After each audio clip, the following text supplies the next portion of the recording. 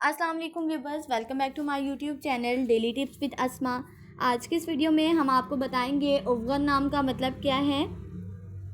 अफगान नाम का शुमार लड़कों के नामों में होता है। अफगान एक इस्लामी नाम है। अफगान नाम की इब्तदाई तारीख फ़ारसी ज़ुबान से निकलती है। अफगान नाम के अफराद के लिए खुशकिस्मत नंबर 7 माना जाता है। माहिरीन के मुताबिक अफगान नाम के लड़के बहुत रहमदिल होते हैं। अफगान नाम का मतलब है शेर, बहादुर।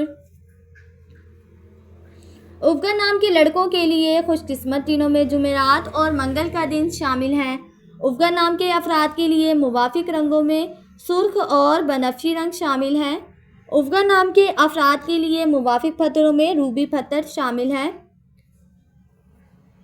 खुशकिस्मती वाली धातों में हिंसों के हिसाब से तांबा और लोहा शामिल हैं। फ्रेंड्स, अगर आप अपने नाम का मतलब जानना चाहते हैं तो कमेंट बॉक्स में अपना नाम लिखें। इंशाल्लाह हम आपके नाम की वीडियो ज़रूर बनाएंगे। Thanks for watching. अल्लाह हाफिज़।